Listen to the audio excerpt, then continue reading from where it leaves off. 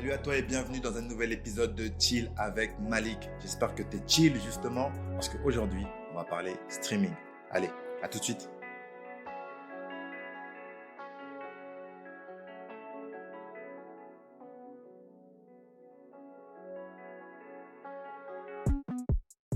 Aujourd'hui, on va parler streaming et surtout augmentation des tarifs de ces fameuses plateformes de streaming vidéo. Depuis la rentrée 2023, la plupart des plateformes de streaming augmentent leurs tarifs. La dernière plateforme en date à augmenter ses tarifs est Apple TV+. Mais elle n'est pas la seule.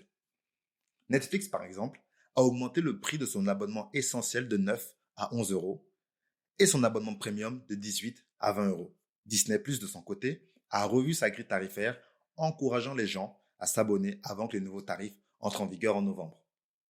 Certains vont dire que je suis chiche et radin et je peux le comprendre. Mais ces augmentations peuvent vite faire grimper l'addition. Juste avec Netflix, sur un an, cela représente une hausse de 24 euros pour l'abonnement essentiel et 24 euros pour l'abonnement premium.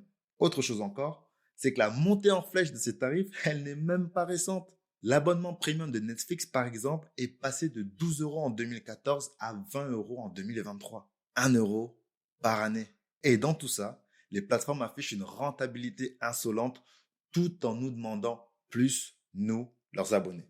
Mais je vois déjà les arguments arriver. Oui, mais c'est toujours moins cher que le cinéma. Mais est-ce vraiment le cas? Pour moi, aller au cinéma, c'est une sortie occasionnelle. Certes, la dépense sur le moment peut faire mal, mais c'est une vingtaine d'euros pour un film et des pop-corn. Et même si tu vas au cinéma 4 fois dans l'année, cela revient à 90 euros. En plus de ça, tu as une expérience visuelle et sonore que le streaming ne peut même pas égaler, sauf si tu as les moyens de t'offrir une installation digne de ce nom. En fait, qu'est-ce que nous offre le streaming?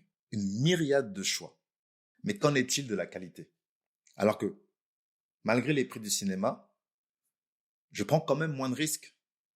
Je choisis bien mes films, alors qu'avec le streaming, combien de fois j'ai été déçu par un film ou une série? Au fait, tu connais la streamflation?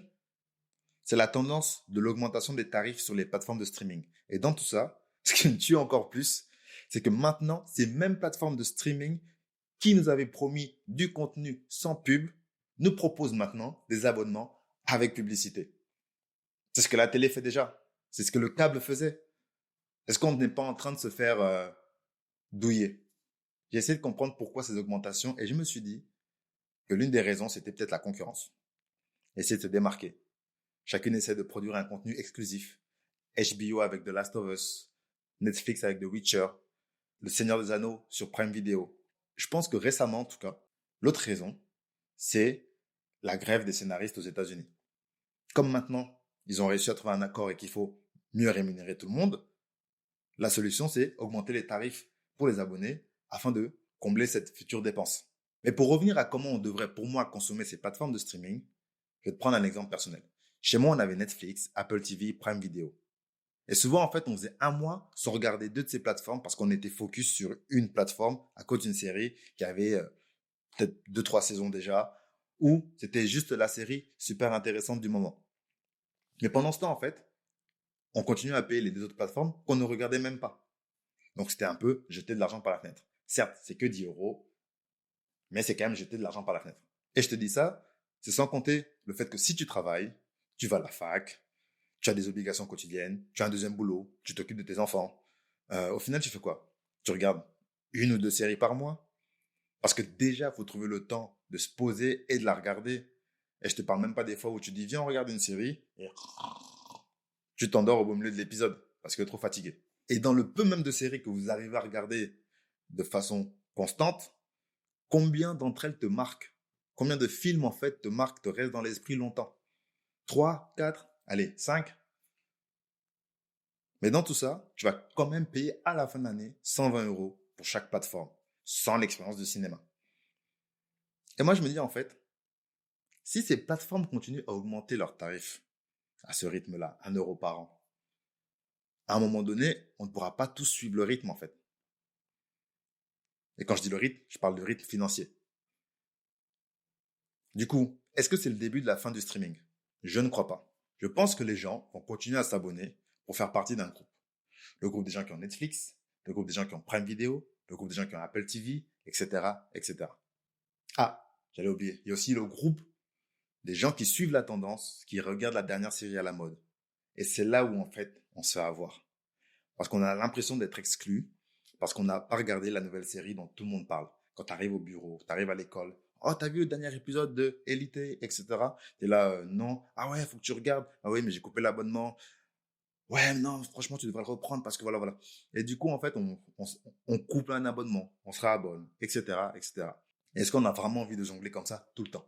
Moi, je veux bien être à la mode, je veux bien être tendance, je veux bien parler des dernières séries et des derniers films. Mais à quel prix? Pour combien de séries intéressantes par mois et par an? Moi, je suis un gros consommateur de films et de séries et d'animés. Mais j'aime pas perdre mon temps, en fait, pour du contenu qui est souvent passable. Donc, moi, je veux bien qu'on me demande de payer plus, il n'y a pas de problème. Si derrière, la qualité est au rendez-vous, tout simplement. C'est un peu une critique de ce qui se passe en ce moment. C'est un peu un regard un peu, on va dire, j'ai pris un peu de la distance pour essayer de comprendre en fait ce qui se passe et pourquoi on nous fait payer plus. Est-ce que vraiment ça vaut le coup de continuer à rester abonné? Mais moi, j'ai posé 2, 3 questions avant de finir l'épisode. Est-ce que tu vas te désabonner de ces plateformes ou est-ce que tu vas te contenter que d'une seule? Et surtout, que penses-tu vraiment de ces augmentations? N'hésite pas à m'écrire sur Instagram ou TikTok afin qu'on en parle via commentaire et qu'on échange. Parce que le but, c'est d'échanger. J'essaie pas d'imposer ma façon de voir les choses. Je partage juste un avis. J'ai peut-être tort, j'ai peut-être raison. Pas grave. Mais d'ici là, en tout cas, je te dis à la prochaine pour un nouvel épisode. Reste chill. Ciao, ciao.